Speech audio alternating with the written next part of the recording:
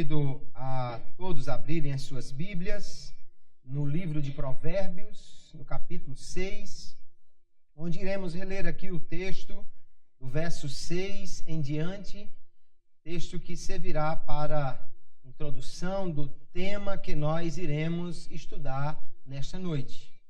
Diz assim, Provérbios capítulo 6, verso 6, vai ter com a formiga, ó preguiçoso, olha para os seus caminhos e sê sábio, a qual, não tendo superior, nem oficial, nem dominador, prepara no verão o seu pão, na cega ajunta o seu mantimento. Ó preguiçoso, até quando ficarás deitado? Quando te levantarás do teu sono? Um pouco de sono, um pouco tosquenejando, um pouco encruzando as mãos para estar deitado, assim te sobrevirá a tua pobreza como um ladrão e a tua necessidade como um homem armado. Amém. Graças a Deus por esta leitura. Nós, nesta noite, queridos, vamos nos debruçar outra vez sobre um texto do livro de Provérbios e vamos refletir nele, porque Provérbios é um livro que tem muitas instruções para nós. E se alguém poderia em algum momento pensar que um homem sábio como Salomão, que recebeu do seu pai o reino, né? E alguém pode dizer assim, que recebeu de mão beijada, que nasceu num berço esplêndido. Se alguém poderia pensar que Salomão, ele de alguma forma valoriza a ociosidade, a preguiça, está muito enganado. Nós vamos ver que o livro de Provérbios, decididamente, é um livro anti-preguiçoso. É um livro contra a ociosidade sem nenhum propósito. E nós vamos, então, nesta noite, falar no tema Fora Preguiça. Vamos enxotá-la de uma vez, se há alguma na nossa vida, para que possamos ser homens diligentes, atendendo o que diz a palavra de Deus para nós. O que é a preguiça? Não estamos falando, obviamente, daquele animalzinho que é tão vagaroso que muito apropriadamente recebe esse nome. Nós estamos falando de uma falta de disposição que se revela através da morosidade em cumprir algum trabalho, seja ele físico ou mental. Então, preguiçoso ou preguiça é aquela atitude daquele camarada que não gosta de fazer as coisas, que não tem uma vontade de trabalhar, de envolver-se em alguma atividade, mas o ócio parece que é a sua principal escolha na vida. Né? Há uma quadrinha que eu vi uma vez num quadro, e certamente quem a escreveu, e ainda mais quem a expôs ali, talvez se enquadrasse nessa figura do preguiçoso, quando ele dizia assim naquele verso: quando sinto uma vontade louca de trabalhar, procuro um cantinho e fico quietinho esperando a vontade passar. Ele realmente não tinha muita disposição para o trabalho. Então isso é a preguiça. Uma pessoa, portanto, que gosta de levantar-se tarde, ou que gosta de ficar na cama o dia todo, ou em qualquer horário, pode ser considerado uma pessoa preguiçosa.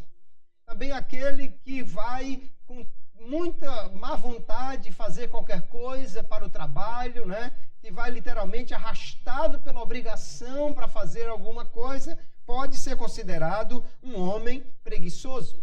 Então, o termo preguiçoso aponta para essa pessoa ociosa, uma pessoa que não gosta de fazer muita coisa ou que gosta de não fazer nada, e cuja inatividade, notadamente aqui no livro de Provérbios, mostra uma insensatez, uma característica de um homem que não é sábio, que não é prudente, que não é diligente, pelo contrário, que é tolo ou que é louco, de um homem insensato. Nós vamos ver que o livro de Provérbios realmente é totalmente contrário a essa disposição morosa para o trabalho e, portanto, nos convida a entrarmos neste caminho sábio, que é o caminho da diligência, o caminho do trabalho, o caminho de quem tem uma atividade produtiva. Nós podemos ver, queridos irmãos, que no livro de Provérbios há muitas citações sobre o preguiçoso.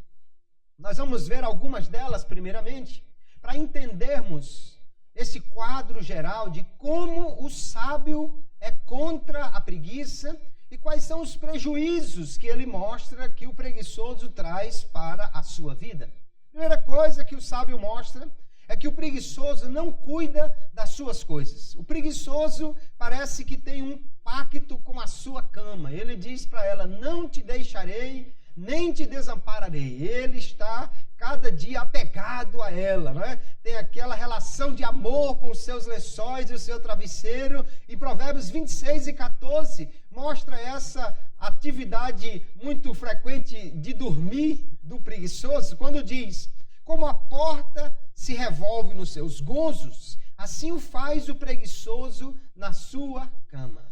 Então a porta, ela vira para um lado e vira para o outro, mas ela não sai do lugar, está presa nas suas dobradiças, né? Ela só faz virar para um lado e virar para o outro. É exatamente essa a figura que o sábio está usando para o preguiçoso. Ele deita sobre o lado esquerdo, aí deita sobre o lado direito, depois deita de bruços, deita de barriga, deita de qualquer jeito, mas ele não larga a sua cama, porque é aquele lugar onde ele se sente bem à vontade. O preguiçoso, então, ele não cuida da sua casa, não cuida das suas coisas. Provérbios 10 e 18 diz assim, olha: pela preguiça se enfraquece o teto, e pela frouxidão das mãos a casa tem goteiras. O preguiçoso não tem coragem nem de subir para ajeitar uma goteira.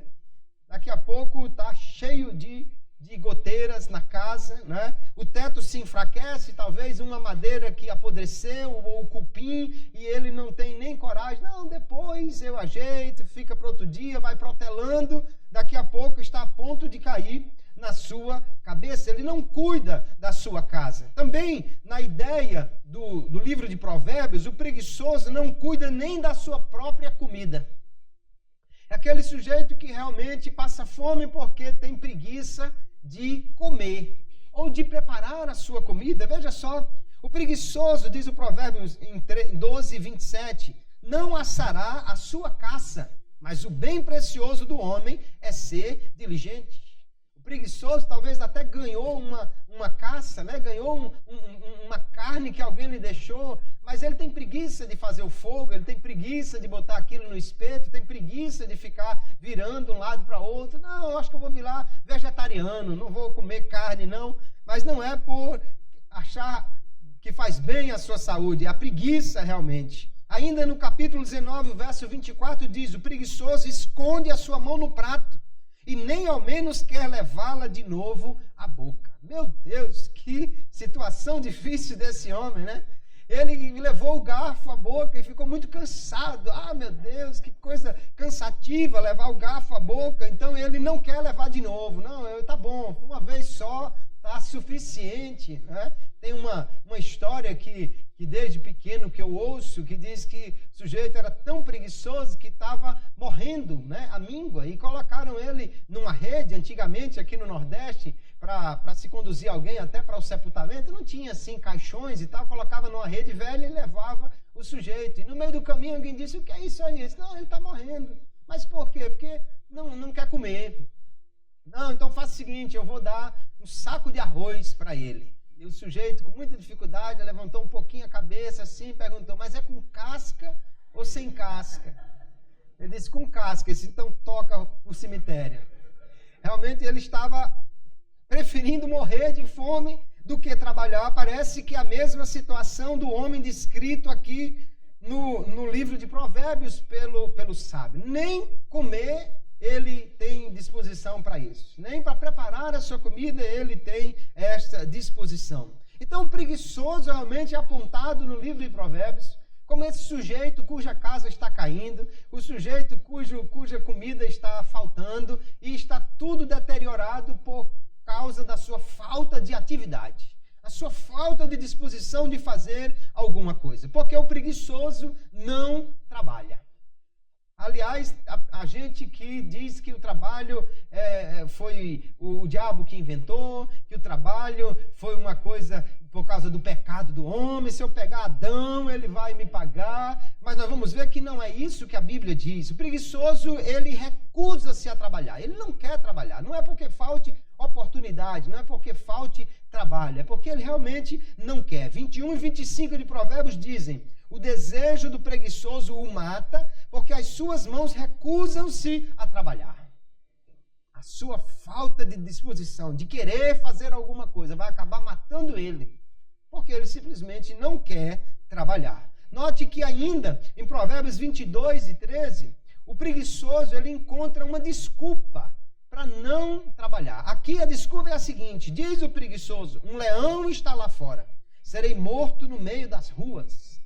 Ele apela para a violência urbana, né, para dizer que não quer trabalhar. Ainda hoje tem gente assim, não se encontra mais leões soltos por aí, mas o camarada diz: o mundo está muito violento, misericórdia, morreu uma semana passada, a pessoa não pode mais nem sair de casa, eu morro de medo de sair de casa, uma bala perdida ou achada, né? Uma situação que ele aponta como sendo algo negativo. Não, melhor ficar em casa, porque hoje em dia estão matando por qualquer coisa, e ele encontra desculpa então para não trabalhar.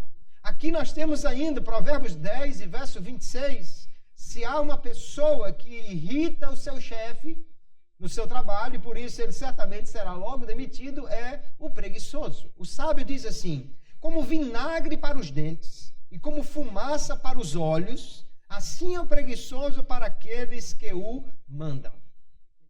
Não sei se você já recebeu fumaça nos olhos, não faça essa experiência em casa, mas normalmente, né, no Nordeste é muito fácil, na época das festas juninas, fazem aquelas fogueiras e a fumaça realmente toma conta do ambiente, e quando entra nos olhos, ou se você já foi para a beira do fogo, né, numa churrasqueira, numa coisa qualquer, aquela fumaça vem nos olhos, realmente irrita, você lacrimeja e é muito desagradável. O vinagre para os dentes, eu não tenho essa experiência, mas certamente não deve ser uma coisa também muito agradável. Assim é o preguiçoso para aquele que manda ele fazer alguma coisa. Meu Deus, ele vai arrastando a chinela. Ele vai naquela disposição que dá vontade do camarada correr: homem, pelo amor de Deus, deixa eu fazer isso. Vá se sentar ali que é mais ligeiro eu ir lá e voltar do que você nessa velocidade toda. Ele tira a paciência de quem manda ele fazer alguma coisa, e certamente, se ele tinha um trabalho, está em vias de ser demitido por causa da sua morosidade que irrita tanto o seu chefe. Veja qual é o quadro que o sábio está nos mostrando do preguiçoso, né? Este preguiçoso, exatamente porque não quer trabalhar, ou porque não é proativo no seu trabalho, ele será sempre o serviçal, fará sempre o trabalho mais humilde, ganhará menos e nunca será o chefe, exatamente porque não tem disposição para o trabalho. Provérbios 12, 24 diz: a mão dos diligentes dominará, mas o indolente será tributário servil. O indolente, o que não quer trabalhar, só serve para pagar imposto, só serve para ser o serviçal dos outros. Por quê? Porque ele não está disposto a encarar o trabalho de frente e fazer aquilo que é exigido para alguém crescer na vida, ter um sucesso profissional. Então, esse homem preguiçoso, o que o livro de Provérbios vai nos mostrar é que ele vive frustrado, porque não consegue alcançar as suas metas. Ele não consegue ter uma coisa, ele não consegue ter sua casa, ele não consegue comprar um bem, ele não consegue pagar suas contas, ele não consegue atender aos seus sonhos. Por quê? Porque não trabalha. E se não trabalha, dificilmente conseguirá alguma coisa na vida. Provérbios 13, 4 diz: o preguiçoso deseja e coisa nenhuma alcança, mas o desejo do diligente será satisfeito. Veja que o homem diligente, o homem que é esforçado no trabalho, ele vai conseguir satisfazer o seu desejo, vai cumprir as suas metas. Mas o preguiçoso ficará frustrado porque não adianta ficar esperando que alguma coisa simplesmente caia do céu para ele, não é? Ele precisa trabalhar. Ainda, quanto até o estudo, o preguiçoso se mostra com uma indisposição para isso. Ele diz que não precisa, porque ele já sabe muito. Ele já sabe demais. Provérbios 26:16 diz assim: mais sábio é o preguiçoso aos seus olhos do que 7 homens que sabem responder bem. Não precisa estudar, eu já sei de tudo. Mais do que 7 homens, né? O 7 aqui, obviamente, na ideia judaica, é mais do que simplesmente 6 homens e mais um. É a totalidade dos homens, né? É um número que fala de completitude. Então, ele está dizendo que o preguiçoso acha que sabe mais que todo mundo. Para que estudar? Né? Estudar para quê? Tem tanta gente aí que tem curso e não faz nada e não tem emprego. Para que estudar? Um esforço maior do mundo e depois a pessoa nem consegue trabalho direito e ele encontra 1000 razões para dizer que não precisa, que está bem, que está satisfeito, que já chegou onde chegou e já sabe mais do que é necessário para a sua vida. Veja que o quadro que o sábio nos mostra em Provérbios é um quadro realmente muito prejudicial para o preguiçoso. Acho que só aqui já era suficiente para alguém dizer: Deus me guarde, nunca mais vou ser preguiçoso na vida. Veja quantos prejuízos o sábio ainda vai nos mostrar que o preguiçoso tem. Primeiro, ele ficará sem ter o que comer, por causa da sua preguiça. A preguiça, Provérbios 19:15 diz: faz cair em profundo sono, e o ocioso padecerá fome. Só sabe dormir, não trabalha. O preguiçoso não lavra no outono, pelo que mendigará na cega e nada receberá.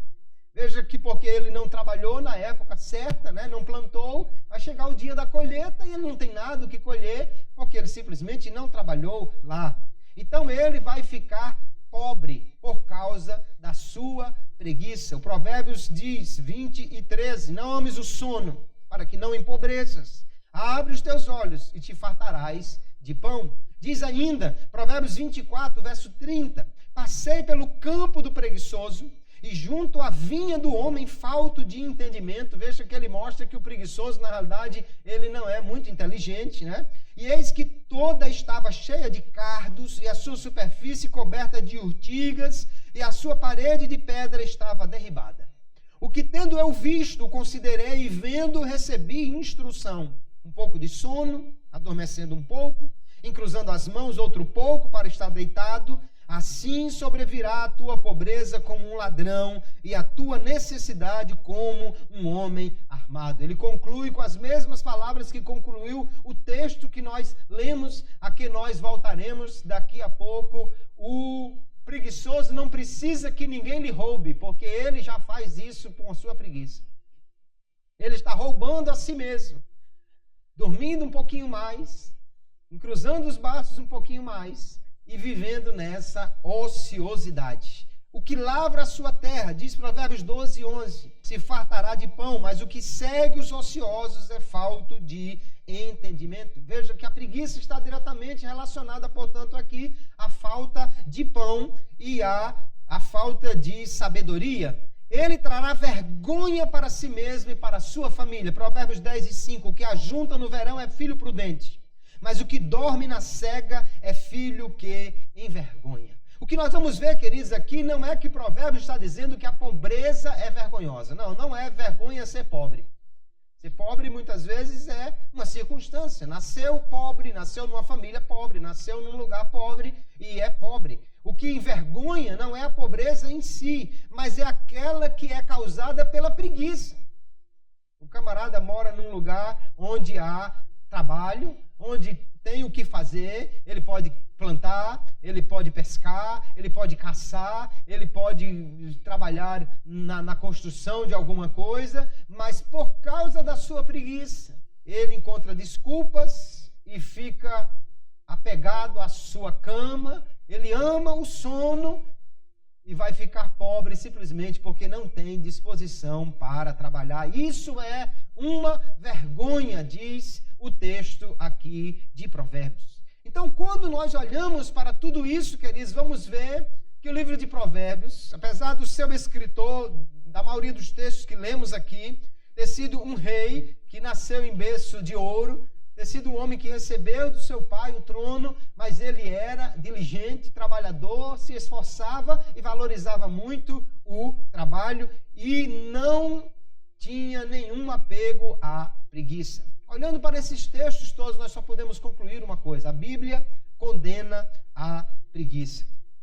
Quando ela exalta a mulher, no capítulo 31 de Provérbios, ou o homem diligente, no capítulo 12, ele mostra que tanto a mulher quanto o homem que são louváveis são aqueles que trabalham, que são diligentes. Veja que a mulher virtuosa, diz o texto no versículo 27, olha pelo governo de sua casa e não come o pão da preguiça. Ela não está disposta a viver preguiçosamente de forma nenhuma. O homem diligente, nós já lemos Provérbios 12, 27.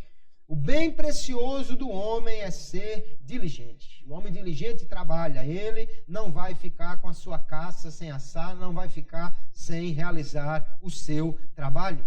Jesus, ele vai fazer coro com essa ideia de Provérbios, condenando o servo preguiçoso. Quando Jesus contou a parábola dos talentos, lá em Mateus capítulo 25, aquele que não quis trabalhar, que em vez de aplicar o talento que tinha recebido, e quando fala de um talento, queridos, não é uma moedinha, não era R$1. O talento era uma medida que equivalia pelo menos aí a uns 30 quilos de prata. Era um valor considerável, ele podia aplicar aquilo em muitas coisas. Mas ele encontra uma desculpa: o meu Senhor é muito severo, ele vai exigir de mim, e ele foi então e escondeu. A pressão fez com que ele se acovardasse e não trabalhasse. E Jesus vai dizer a ele, ao que lhe respondeu o seu Senhor: servo mau e preguiçoso, sabias que ceifo onde não semeei, recolho onde não joeirei? E por que então não fizeste produzir o talento que eu lhe dei? Jesus está condenando aqui na parábola o servo preguiçoso. Alguns cristãos se mostraram preguiçosos em ler e em estudar a palavra de Deus.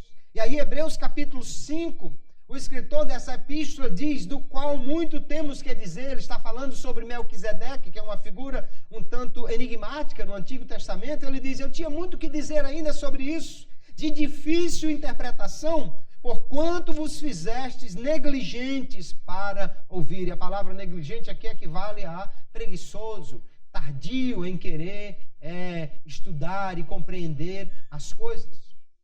Veja que até mesmo em aprender a palavra de Deus, a Bíblia mostra que o homem precisa ser diligente, precisa se esforçar, precisa dar o seu suor, o seu esforço, né? Às vezes nós encontramos desculpas: não, eu estou cansado, o culto, isso, aquilo. Mas nós vemos aqui que o escritor aos Hebreus está reprovando aqueles que se mostraram preguiçosos em estudar a palavra de Deus. Igualmente, nós vamos encontrar ainda a Bíblia dizendo que nós devemos servir ao Senhor com entusiasmo, servir ao Senhor sem preguiça, com esse entusiasmo que o Espírito Santo nos dá. Veja o texto de Romanos 12, 11: não sejais vagarosos no cuidado, sede fervorosos no Espírito, servindo ao Senhor.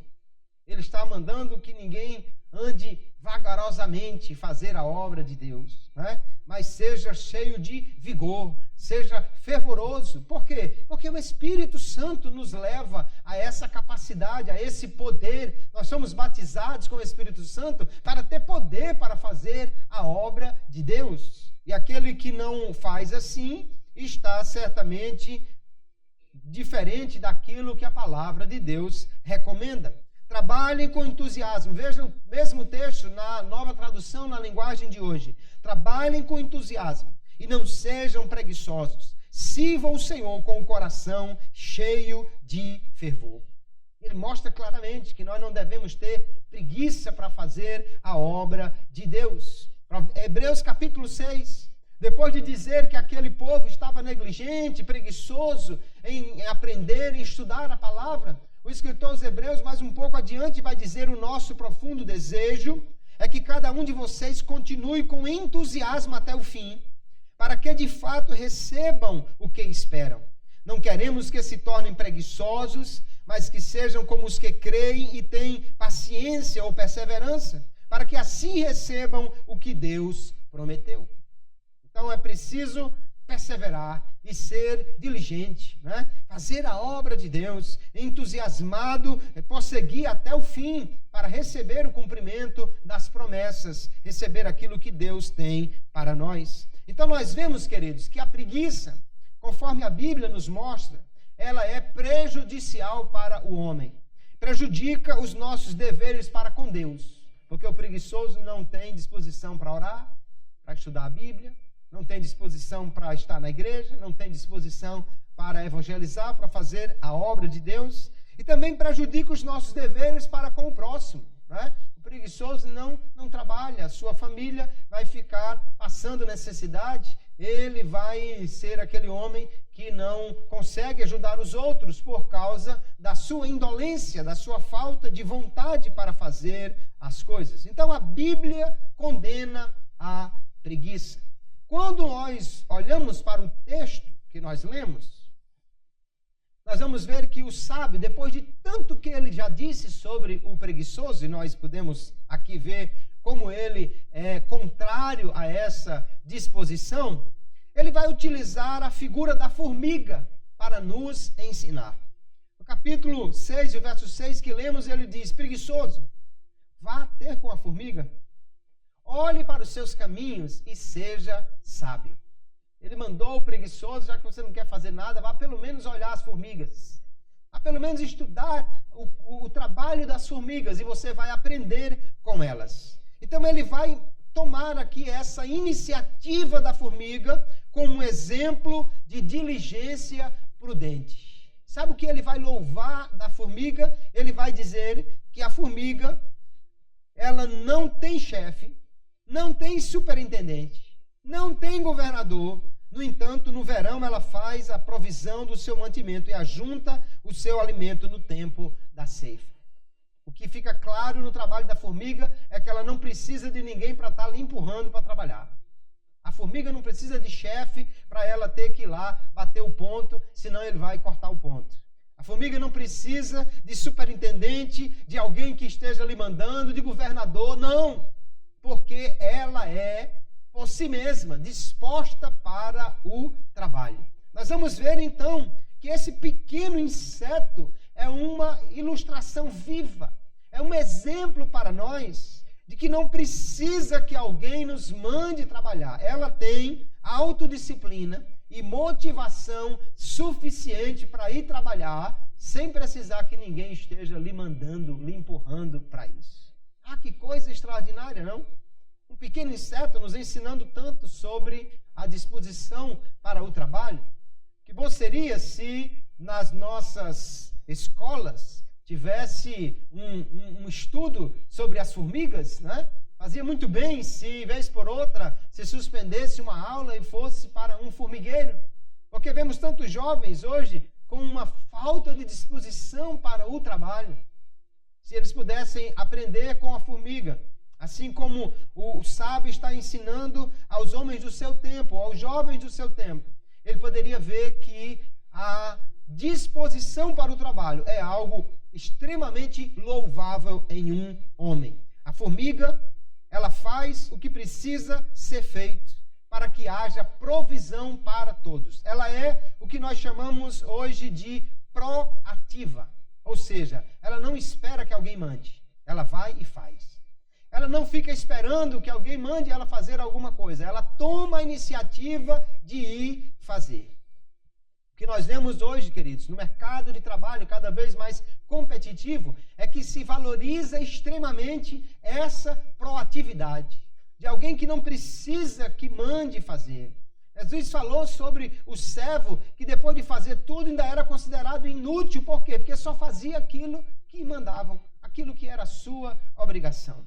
Eu lembro de uma ilustração que um homem que já trabalhava há algum tempo numa empresa chega para o seu chefe e diz: olha, chefe, eu já estou aqui há muito tempo, eu quero um aumento. Eu já estou aqui trabalhando há bastante tempo.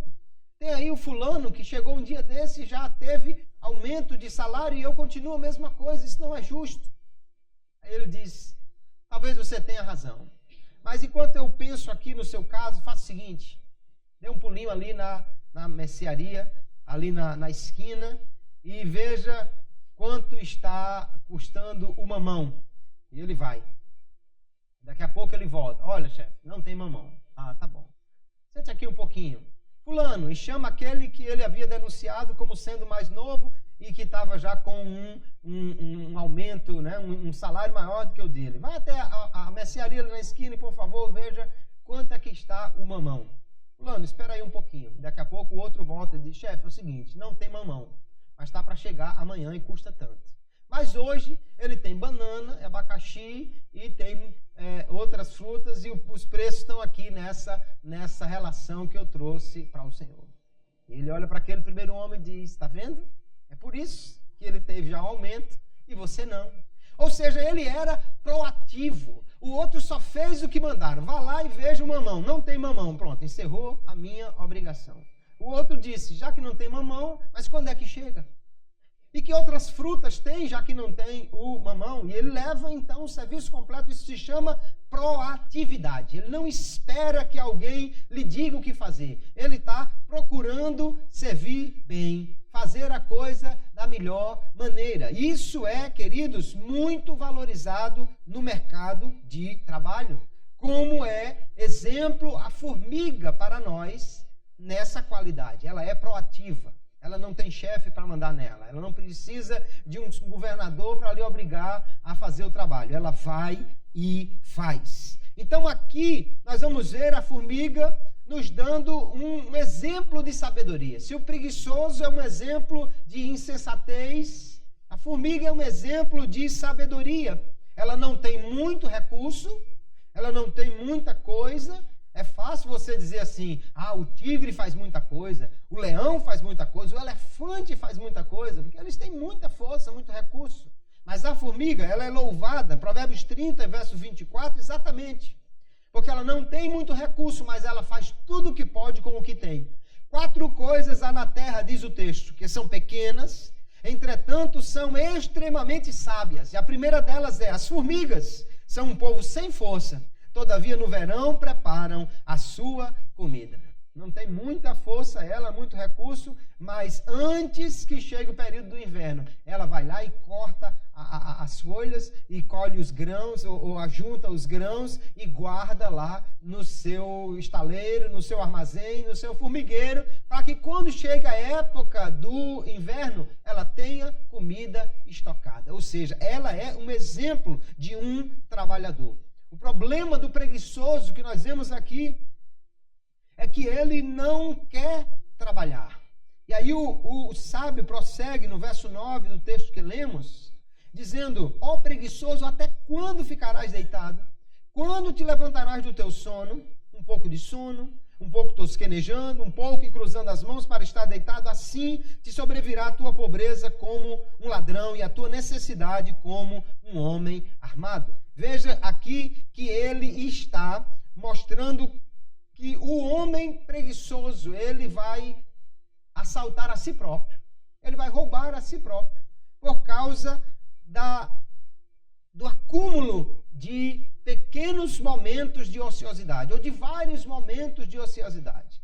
Um pouquinho mais dormindo, um pouquinho mais descansando, um pouquinho mais sem fazer nada, um pouquinho mais estando quieto num canto, e ele diz, assim a tua pobreza vai vir como um homem armado. Então, o preguiçoso perde as oportunidades, porque ele se rende àquelas pequenas distrações, aqueles pequenos momentos. Dormir mais uma meia hora, aí quando ele chega no trabalho, alguém já pegou o trabalho para fazer. Não, vou descansar mais um pouquinho. Não, hoje eu não vou fazer isso não, deixar para amanhã. Outro vai na frente dele e vende e consegue. E assim nós vamos ver que o preguiçoso, ele vai perder estas oportunidades. O que a Bíblia nos mostra, então, com tudo isso, queridos irmãos, é que nós devemos trabalhar. O homem deve ser um trabalhador. Eu cito aqui um texto do livro A Bíblia e o Trabalho, que diz assim, descansar de forma periódica e temporária é necessário para a restauração das forças. Porém, Deus criou o homem para trabalhar E ao fazê-lo, o homem cumpre o propósito de Deus para a humanidade. Está enganado quem pensa que o trabalho foi dado ao homem por causa da queda, ou que foi o diabo que inventou o trabalho. Nada disso. Deus colocou o homem no jardim do Éden e mandou que ele trabalhasse. Antes da queda, antes de qualquer coisa, Deus mandou que o homem trabalhasse. Nós vamos ver, por exemplo, 2 Tessalonicenses capítulo 3, o apóstolo Paulo é muito taxativo. Alguém ali estava esperando a volta de Jesus e disse assim, não vamos trabalhar não, vamos ficar só esperando Jesus voltar. Que coisa linda, né? Tem gente até hoje assim, tão espiritual, que não quer trabalhar, que não quer fazer alguma coisa. Para aquele povo, e também para nós, obviamente, o apóstolo escreve, porque quando ainda estávamos convosco, vos mandamos isto, que se alguém não quiser trabalhar, não coma também. Porquanto ouvimos que alguns entre vós andam desordenadamente, não trabalhando, antes fazendo coisas vãs. A esses tais, porém, mandamos e exortamos por nosso Senhor Jesus Cristo, que trabalhando com sossego, comam o seu próprio pão. Veja que ele diz, se você não quer trabalhar, não coma também. Porque se você vai comer sem trabalhar, então você está comendo do trabalho do outro. E ele diz, olha, esse negócio de ficar sem trabalhar, só pelas casas aí, falando da volta de Jesus, é uma desordem. Eles estão fazendo coisas vãs. O mandamento de Deus para nós é, trabalhe, para você ter o seu pão. Então o homem deve trabalhar para sustentar a si mesmo. E também aqueles que dependem dele, ainda escrevendo aos Tessalonicenses, na primeira epístola, capítulo 4, o apóstolo Paulo diz, e procureis viver quietos, e tratar dos vossos próprios negócios, e trabalhar com vossas próprias mãos, como já vos temos mandado, para que andeis honestamente para com os que estão de fora, e não necessiteis de coisa alguma. O homem que trabalha, ele consegue o seu dinheiro, e aí ele não fica devendo, ele anda honestamente, e ele não tem necessidades, ele não fica com as coisas por resolver, não fica com o sapato furado, não fica com a meia rasgada, porque ele vai trabalhar. Ele vai conseguir o que precisa com o seu trabalho. E ainda o apóstolo vai dizer que aquele que trabalha, ele não só pode sustentar a si mesmo, como também pode ajudar os necessitados. Veja Efésios capítulo 4, verso 28, aquele que furtava, não furte mais. Ora, furtar é também uma ideia de preguiçoso. Em vez de você trabalhar, você apenas chega e encosta uma arma em alguém e toma o que precisaria de vários meses de trabalho para poder conseguir. Então é muito mais fácil simplesmente ficar vigiando o camarada na esquina. Só que isso vai acabar trazendo sério prejuízo para esse homem. Então, aquele que furtava, Paulo diz, não furte mais, antes trabalhe, fazendo com as mãos o que é bom, para que tenha que repartir com o que tiver necessidade. Talvez se todo mundo trabalhasse bastante e pudesse atender às necessidades dos mais pobres, a gente tivesse até menos pessoas roubando por aí. Mas o fato é que o apóstolo Paulo está dizendo que nós devemos trabalhar para poder suprir a nós e aos outros. Só que a Bíblia também, queridos, não coloca o trabalho como sendo a coisa mais importante do homem, mas ela prega o equilíbrio entre o trabalho e o descanso. A Bíblia não incentiva a preguiça, nós já vimos, mas também não coloca o trabalho como sendo a maior prioridade do homem. Ela prega o equilíbrio. Eclesiastes 4 e 6, Provérbios 21 e 25, diz assim, melhor é uma mão cheia com descanso do que ambas as mãos cheias com trabalho e aflição de espírito. É melhor ter o suficiente e não ter uma coisa que seja superabundante, mas sem tanta aflição de espírito, né? Porque nós vamos ver que também tem pessoas que adoram o trabalho, né? São os chamados workaholics, os trabalhólatras, aqueles que idolatram o trabalho. E se conseguem 1, 2, 3, 4, se possível, conseguem 5 empregos diferentes. Esses vivem só para trabalhar e nunca têm tempo, portanto, nem sequer para gozar do fruto do seu trabalho. O homem precisa de descanso. Jesus falou sobre isso, Marcos 2 e 27, disse-lhes, o sábado foi feito por causa do homem, e não o homem por causa do sábado. Ou seja, o homem precisa do sábado. Precisa do dia de descanso. Jesus não está falando aqui só do 7º dia da semana, mas do dia dedicado ao descanso. Porque é na hora do descanso que o homem refaz as suas forças, que ele se recarrega, né, para poder trabalhar. Então o descanso, eu cito também no livro, é necessário para manter a integridade do corpo e da mente. Se você passar vários dias sem descansar, sem dormir direito, logo você vai estar com dor de cabeça, meio perturbado, a memória fica falhando. Para encontrarmos também o significado da vida e do trabalho. De que adianta o camarada trabalhar tanto e não poder parar um pouco para observar a praia enquanto compra um picolé com o dinheiro que ele trabalhou? Né? Vai só trabalhar e nunca pode nem sequer desfrutar disso?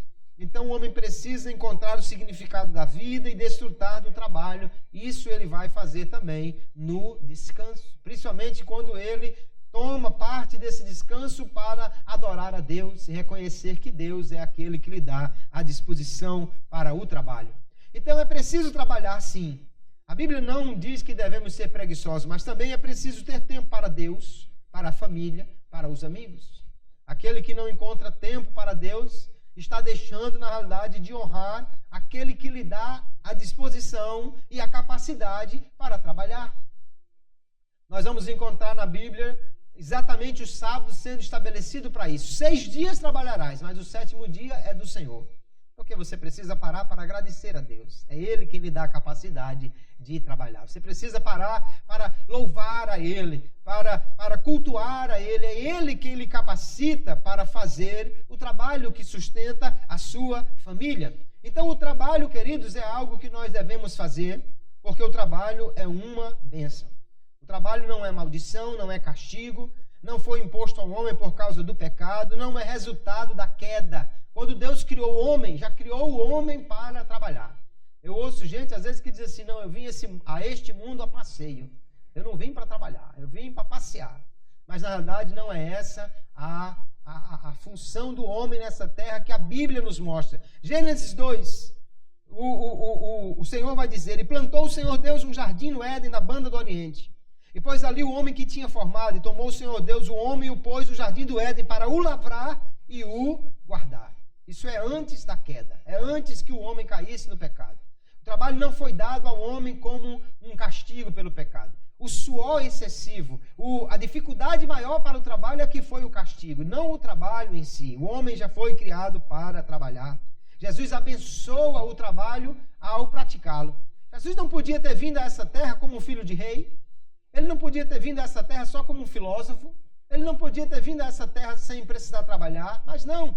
Ele se tornou filho de um carpinteiro e logo tomou o lugar do pai e se tornou o carpinteiro de Nazaré. Todo mundo conhecia como Jesus era trabalhador, como ele era diligente em praticar a sua profissão. Em João capítulo 5, verso 17, ele diz, meu pai trabalha até agora e eu trabalho também. Então o pai é trabalhador e o filho também é trabalhador. Se Deus é trabalhador, nós não podemos ser preguiçosos. O trabalho é algo importante. Ainda citando o livro A Bíblia e o Trabalho, eu digo, muitas pessoas consideram o trabalho como um castigo. Para este, o final de semana é aguardado como uma libertação, ao passo que a segunda-feira é amplamente lastimada. Quando chega na sexta-feira, o sujeito já está levantando as mãos para os céus, graças a Deus. Amanhã é sábado, eu não trabalho, mas quando chega no domingo, meu Jesus querido, amanhã já é dia de batente de novo, amanhã já tem trabalho. Eu não sei quem inventou essa história de segunda-feira trabalhar, né? Há uns que dizem que a segunda-feira é o dia internacional da preguiça para muita gente, porque toda segunda-feira lastima ter que ir trabalhar. Mas o trabalho, queridos, é uma bênção. Se você pode trabalhar, significa que você tem capacidade, saúde, e você pode ser diligente, cumprindo a palavra de Deus e atendendo à sabedoria que ela nos recomenda. O trabalho, portanto, é bom e honra a Deus, porque nós somos criados à imagem e semelhança de um Deus que trabalha. Quando você abre a Bíblia na primeira página, você não encontra um Deus deitado nas nuvens, mas você encontra um Deus que trabalha. No princípio, criou Deus os céus e a terra. A Bíblia já mostra Deus trabalhando. Deus já fazendo as coisas. E não alguém que esteja num eterno contemplar da criação ou de qualquer coisa. Deus é um Deus que trabalha, nós também precisamos ser. Então, olhando para o que a Bíblia nos mostra, queridos, nós podemos ter a certeza de uma coisa: a Bíblia condena a preguiça. Se alguém tinha dúvidas disso, depois de ver tantos textos de Provérbios, certamente pode entender que o sábio é contra a preguiça. Ele vai mandar aprender com um animal pequeno, porém proativo. Um animal que não tem muitas forças, mas que é sábio, diligente no seu trabalho. A formiga. Não precisa que ninguém esteja lhe empurrando, não precisa que ninguém lhe mande trabalhar. Ela vai sozinha. Isso deveria ser suficiente para nós entendermos que o trabalho é uma coisa boa. Então a Bíblia vai mostrar, como nós amplamente podemos ver aqui no livro de Provérbios, e também em outros textos poderemos encontrar diversas referências ao preguiçoso. E a Bíblia mostra as trágicas consequências da preguiça, da vontade, da ausência da vontade de trabalhar. Se você é jovem, se você está chegando ao mercado de trabalho, ou se você já está nele, você deve ser uma pessoa diligente. Alguém às vezes critica porque alguém acorda cedo e trabalha bastante. Mas ser diligente, irmãos, é sábio conforme nós aprendemos na palavra de Deus. Se você tem um trabalho e o seu trabalho é muito tranquilo, então aproveite para ir aprendendo o trabalho dos seus colegas. Eu conheci muitas pessoas que trabalharam em empresas assim que tinham diversas atividades. E depois que terminava de fazer o seu trabalho, em vez de ficar enrolando, né? Em vez de ir para o banheiro e ficar lá um tempão, em vez de dar uma voltinha, em vez de ficar, como a gente dizia na época do trabalho, que alguém ficava enrolando, em vez de ficar cozinhando o galo, né? A pessoa começa a aprender o trabalho do vizinho. Eu trabalho aqui no setor de atendimento ao cliente, mas depois tem aquele outro trabalho ali de distribuição das fichas. Tem esse trabalho aqui que eu trabalho nesse balcão, mas tem um trabalho aqui atrás. E tem esse trabalho aqui que é de embalar as coisas, mas tem aquele outro trabalho ali que é de despachar essas coisas. Esse trabalho aqui que é de tirar o peixe do barco, mas tem aquele outro ali que é de vender, ou aquele outro de limpar. Se você já fez o seu trabalho, aprenda do outro. Porque você vai se tornar aquele trabalhador polivalente. E isso os especialistas em trabalho chamam de empregabilidade. Você tem capacidade de trabalhar em várias áreas diferentes, né? Se você tomasse aí uma ilustração do esporte, do futebol, por exemplo, goleiro, se ele só sabe jogar no gol, então, se o time já tiver muitos goleiros, ele não tem vaga no time. Mas aquele sujeito que tanto joga na defesa como no ataque, está no meio do campo, tanto serve de lateral como de meio de campo, tanto está na frente quanto atrás, esse é muito mais fácil de encontrar um trabalho. Por quê? Porque ele é polivalente. Eu trabalhei com pessoas que depois que terminava o seu trabalho, não queriam mais fazer nada. E eu dizia, mas olha, por que você não aprende isso? Você está louco, se eu aprender, aí o chefe vai querer que eu trabalhe mais. Mas ele está pensando só na carga de trabalho que vai aumentar, mas certamente se aumentar a carga de trabalho também não vai aumentar a remuneração. Ou se ele tiver uma maior habilidade, ele não pode conseguir emprego num outro lugar que possa ganhar mais, que possa estar melhor remunerado. Então, queridos, a Bíblia condena a preguiça. Mostra quanto é maléfico o homem não querer trabalhar. Tudo que já vimos sobre o preguiçoso aqui é suficiente para que nós crentes despertemos. Vamos trabalhar. Você já tem um emprego de meio horário, de meio expediente, o que você faz no outro? Vai dormir? Vai para casa sem fazer nada? O que você faz nesse outro tempo? Vá trabalhar, vá estudar, vá desenvolver um trabalho, porque você vai crescer. Deus é um Deus que trabalha. Isso já é suficiente para desmanchar essa ideia de que foi o diabo que inventou o trabalho. Não foi. Foi Deus que inventou o trabalho. Foi Deus quem mandou o homem também trabalhar. Algumas pessoas leem o texto da lei que diz assim: o sétimo é o dia de descanso. Mas esquece a primeira parte do versículo que diz assim: 6 dias trabalharás. E o sétimo é de descanso. Ah, não, a Bíblia diz que o sétimo é de descanso. Sim, mas é só o sétimo. Os 6 primeiros é de trabalho. Mesmo a Bíblia que diz, descanse no sétimo dia, diz, trabalhe nos 6 primeiros. Então a Bíblia manda que nós trabalhemos, queridos, e abençoa o nosso trabalho. Sabe, uma das histórias do Evangelho, uma das ações de Jesus no Evangelho, que eu acho extraordinária, porque ilustra bem quanto Deus valoriza o nosso trabalho, é aquela situação que Jesus está na sua casa e um cobrador de impostos do templo chega para Pedro e diz: me diga uma coisa, o seu mestre não paga o imposto, não? E Pedro prontamente diz: paga sim. Jesus não é devedor, não é caloteiro, Jesus não faz isso não. Só que quando ele vai para casa, né, meditando talvez, e agora? Eu disse que Jesus pagava, mas não sei nem se tem dinheiro para pagar o imposto. O cidadão está lá esperando. E quando ele vai entrando na casa, Jesus pergunta: Pedro, de quem cobram os homens o imposto? Dos de casa ou dos de fora? Porque aquele imposto era o imposto do templo, que se pagava para ter o templo. Mas se Jesus era filho de Deus, então o templo era a casa dele. Ele não precisaria pagar o imposto pela sua casa. Ele não precisaria pagar. Mas ele diz, para que não os escandalizemos. Aí veja só, qual era a profissão de Pedro? Ele era pescador. Jesus disse, vai ao mar e lança um anzol. Jesus não podia ter dito assim, cabe ali debaixo daquela pedra. Enfia a mão naquele buraco daquela árvore.